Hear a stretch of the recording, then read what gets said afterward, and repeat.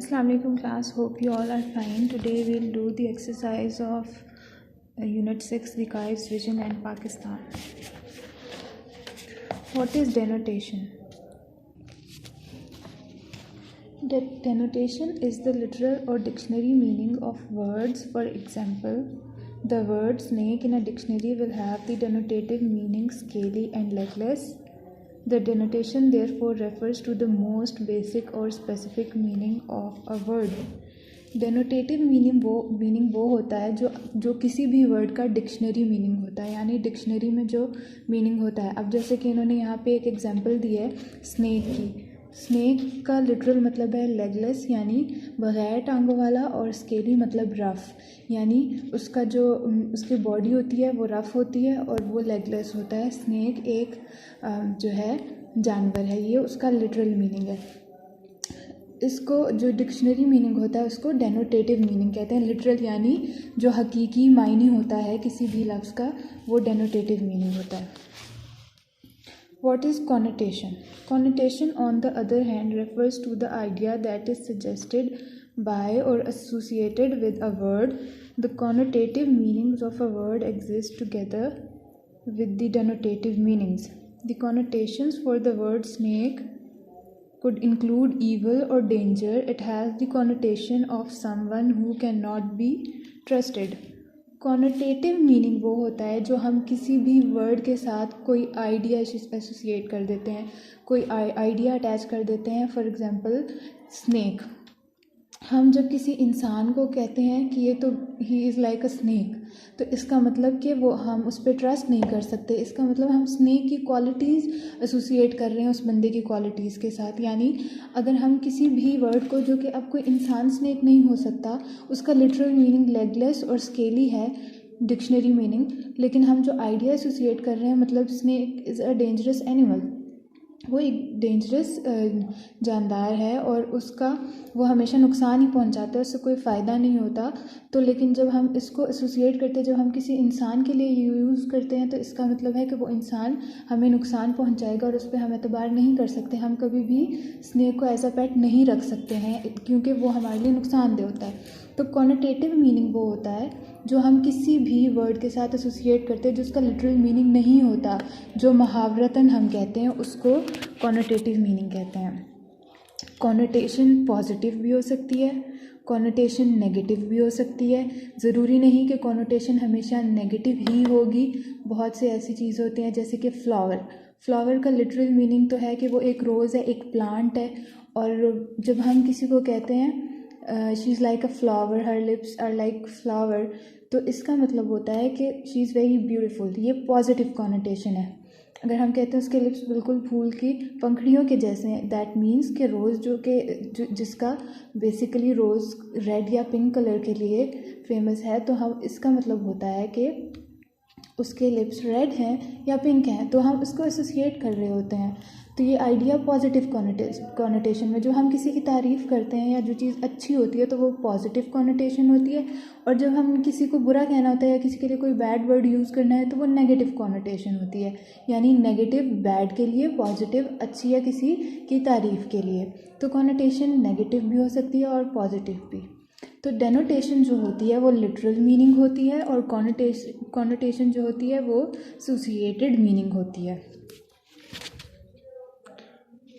E part, we have E part. For each of the words given in the column, give one similar meaning, denotation, and one negative and positive connotation. So we have words. Number 1, fat. Fat का literal meaning होता है overweight. जो बंदा मोटा होता है या जो भी जिसके लिए हम यूज़ कर रहे हैं ओवरवेट, जिसका वज़न ज़्यादा होता है, ये इसका लिटरल मीनिंग है, ये इसका डिक्शनरी मीनिंग है ओवरवेट. अब इसका पॉजिटिव कॉनोटेशन है प्लम्प. का मतलब होता है हेल्दी, चुबी, जिसको चुबी कहते हैं. यानी जो बंदा फैट तो होता है लेकिन वो बुरा नहीं लगता, उसको हम हेल्दी कहते हैं. जब हम बहुत से लोग या बच्चे देखते हैं तो हम कहते हैं he is a healthy child, या हम किसी लड़की को देखते हैं तो हम कहते हैं शी इज़ हेल्दी. तो इसका मतलब होता है कि वो फैट बुरा नहीं लग रहा, और वो फैट जो वो बंदा या बंदी जो है वो हेल्दी है, वो अच्छा दिख रहा है. अगर थोड़ा सा फैट है भी तो वो बुरा नहीं लग रहा. Similarly, we have negative connotation obese. इसका मतलब है ओवरवेट, बहुत ज़्यादा वज़न, यानी वो बंदा ज़्यादा मोटा है, हद से ज़्यादा, थोड़ा मोटा नहीं है, उसका फैट ज़्यादा है जो कि बहुत बुरा लग रहा है, तो ये नेगेटिव कॉनोटेशन है। Next we have notorious. Notorious का मतलब होता है फेमस, जिसे बहुत लोग जानते हैं, चाहे वो अच्छी रेपुटेशन के लिए हो या बुरी रेपुटेशन के लिए हो। इसका मतलब है फेमस, यानी जो मशहूर आदमी होता है, और इसकी पॉजिटिव कॉनोटेशन है वेल नोन, यानी जिसको बहुत लोग जानते हैं।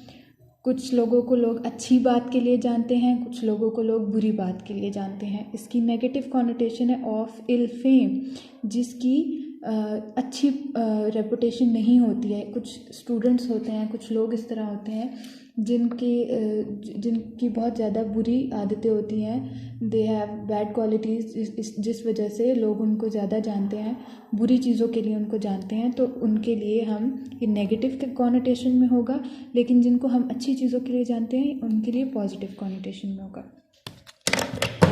Next we have spinster, maid. Spinster का मतलब होता है मेड। इसको कहते हैं ओल्ड एज, जो अनमैरिड लड़कियां या खातून होती हैं लेकिन जिनकी एज थोड़ी ज़्यादा होती है, उनको कहते हैं। और अनमैरिड, पॉजिटिव कॉनोटेशन अनमैरिड यानी लड़की। कह सकते हैं, हम ये कह सकते हैं कि हम किसी लड़की की बात कर रहे हैं, ये हम पॉजिटिव कॉनोटेशन में, लेकिन जब हम नेगेटिव कॉनोटेशन में तो ओल्ड मेड, यानी जिनकी एज ज़्यादा हो, यानी वो लड़की तो है लेकिन उनकी एज ज़्यादा है। Next we have stern. Stern का मतलब होता है strong, hard, of very good material, जैसे कि हमने स्टर्लिंग मटेरियल पढ़ा था इसी चैप्टर में। तो स्टर्न का मतलब होता है, इसका डेनोटेटिव मीनिंग हार्ड है एक्चुअली, और इसकी पॉजिटिव कॉनोटेशन है स्ट्रॉन्ग। अगर हम किसी के लिए कहते हैं, किसी को हम stern, he is made of sterling material, that means हम उसको स्ट्रॉन्ग बोल रहे हैं, ये इसकी पॉजिटिव कॉनोटेशन है। और रूड, जब हम कहते हैं ही इज़ स्टर्न, इसका मतलब वो रूड है, एरोगेंट है और सख्त मिजाज है, ये इसकी नेगेटिव कॉनोटेशन है। Next we have proud. Proud का डेनोटेटिव मीनिंग है सेटिस्फाइड। प्राउड मतलब फ़ख्र महसूस करना या मुतमईन होना, ये इसका डेनोटेटिव मीनिंग है। इसकी पॉजिटिव कॉनोटेशन है हाई स्पिरिटेड, यानी जो कि बहुत मोटिवेटेड बंदा होता है, जिसकी अचीवमेंट्स हाई होती हैं और उसको पता होता है कि उसके अचीवमेंट्स हाई हैं, उसको पता होता है कि उसमें अच्छी क्वालिटीज़ हैं। Negative arrogant, मगरूर। एरोगेंट होती है इसकी नेगेटिव, यानी जो बंदा फजूल में ही खामखा गरूर करता है, ज़्यादा किसी से बात नहीं करता और लोगों को एटीट्यूड दिखाता है, उसको एरोगेंट कहते हैं। नेक्स्ट वी है श्रीड। श्रीड, इसका डेनोटेटिव मीनिंग है इंटेलिजेंट, यानी वो बंदा जो बहुत हर चीज़ को समझ जाता है और बहुत सी बातें जानता है, जो सिचुएशन को अच्छे से हैंडल कर लेता है।